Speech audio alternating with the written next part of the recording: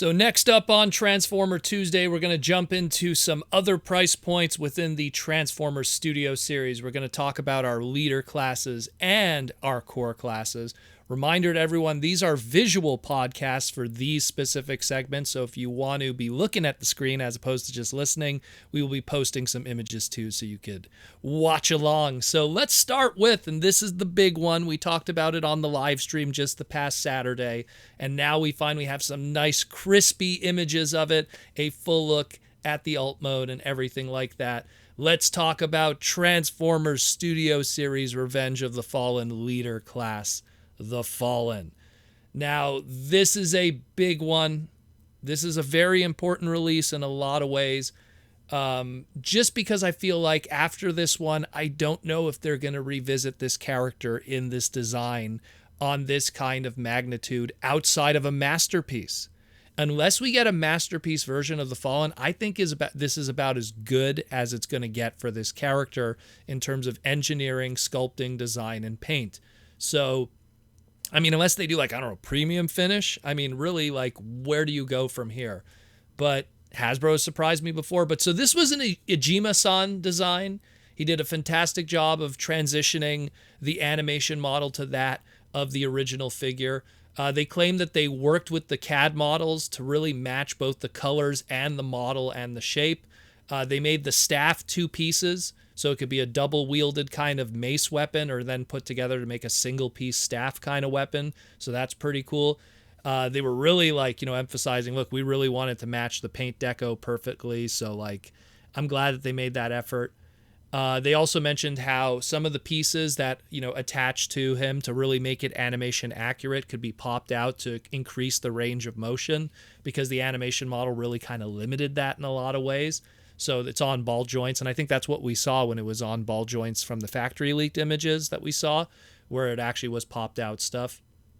They said that they based the jet mode off of the old toy because they didn't really have much to work with based on animation and what existed from CAD models. There really wasn't a model for the CG model for some kind of alt mode. So they really based it off of the old toy, but kind of did their own spin on it.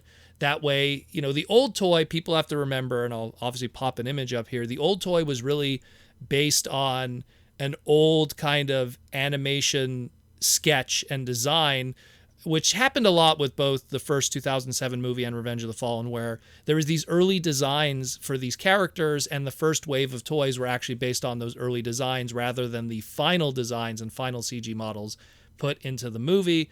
And the Fallen unfortunately suffered of that too, where he was based off of an early design and the toy kind of looked like that. So this one, they're kind of going like, well, you know what? We're going to kind of really focus on making a perfect robot mode, and we'll figure out a really nice kind of alt mode that still invokes the original toy, but really doesn't sacrifice what we're all going to display it in, let's be honest, and that's the alt mode. It's a unique alt mode. It's almost kind of like it almost feels like something out of Star Trek, I'll be honest with you. Like, I'm not a big Star Trek guy, but it gives me that kind of Star Trek vibe. And it's kind of interesting, too, how the staff, when it breaks apart, it kind of attaches to the alt mode in a lot of ways that, like, missiles would attach to the bottom of a jet fighter. So it's kind of interesting. It's a very interesting take. It almost kind of looks like a spider jet in a lot of ways. It's very, very unique. Very, very unique alt mode. But again, it's all about that robot mode, and it looks really, really, really good. And that's going to be in the leader class price point, so that's going to be $55.99 USD with the current inflation. But keep in mind, guys, I get a feeling this is going to be a hot ticket item. I really do, because I don't see how they could revisit this in a lot of ways. The masterpiece is the next step. That's my only way I could see it. And considering how long it took to get to even this one, I mean, again, that trademark of the Fallen just kind of going into limbo for like a good almost 9 years. Yeah, I would literally think about picking up this one in a big time. Let's get into those core classes. So some of the stuff we already knew about, but they gave us little pieces of information, so I'll just kind of cover those quickly because it's always nice to know a little of the behind the scenes.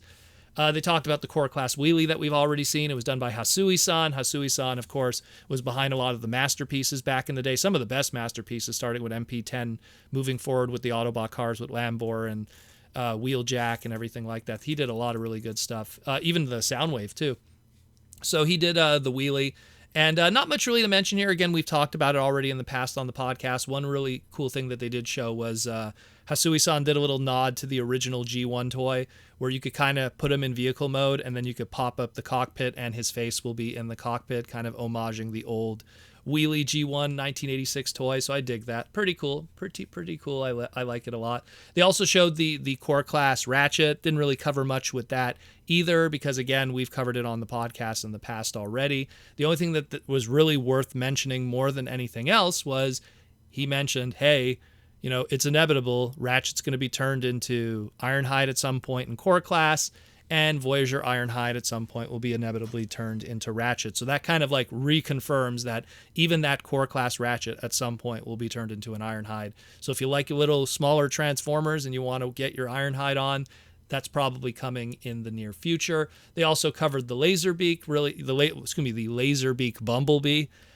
Not really much to mention here that they didn't already mention that we've already talked about in depth in the podcast. Look for those individual segments in the queue of the Transformer Slag podcast. But they just mentioned, it was done by Shu-san. So, want to give a shout out to the designers who went behind all this stuff and really made some really cool Transformer product. And again, that Bumblebee mold's probably going to be repainted like crazy in that price point. That's kind of like our new Legend scale Bumblebee in a lot of ways. Remember how like the old Legends movie Bumblebees would get repainted 1 billion times?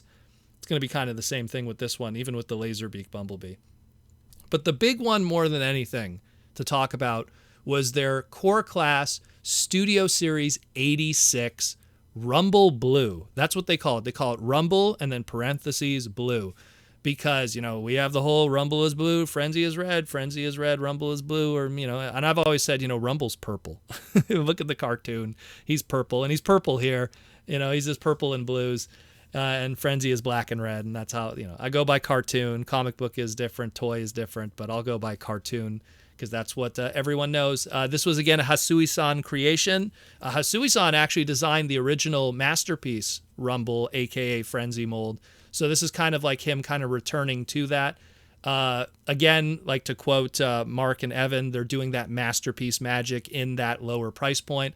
What they wanted to do this time around was the original cassettes were done in that Battlemaster price point, which was much cheaper and had a lot less to work with. The core class here, luckily, because there's more budget with the core class price point, they were able to do a cassette, but also include the PAL drivers, include the 2 guns, put a whole bunch of paint deco on it to really get all that fine detail that originally with those Battlemaster cassettes were really just kind of sculpted plastic and you didn't have the fine detail of it. What I really liked too was Mark pointed out to Evan how they even they moved up the cassette dials. The cassette dials are those 2 little holes that how a cassette is played. They're turned, these little dials in the center. And he moved up the cassette dials so the sculpting and the detail of the cassette dials could still be seen while having the 2 holes for the weapons to be stored on a separate hole. That's a nice touch because all the past cassettes, they've always just kind of put 2 big holes where the cassette dials belonged. And that sculpted detail of the cassette dials was always lost for the sake of weapon storage. And now that's kind of kept there. So that's a nice little alternative too. Again, I like what they did here with the Rumble. It's really nice. Again, including the PAL drivers. And he even said it's inevitable. At some point, you're going to see the repaints. You're going to see other characters. So it's going to look really, really nice when this is all said and done. And it's a strong indicator in the future of what we're going to see of our cassette bots because there's armies of them. I mean, there's literally over 24 different cassette bot characters. So this in a lot of ways, this is our first indication of how they're going to go about it and how they're going to do the tooling. It could be in the core class. That leads to more budget. So each cassette bot could not only just be the cassette, but could have a little bit extra and be done proper. So that's fantastic news. Again, a lot of these guys, they're going up on pre-order on Hasbro Pulse as well as a whole bunch of the partner websites. So get your hands on that stuff before it sells out. We still got way more we got to talk about today. We got a lot of other stuff we're going to cover. We're going to cover the legacy stuff and then some. So stay tuned for that. I'll talk to you real soon, boys and girls.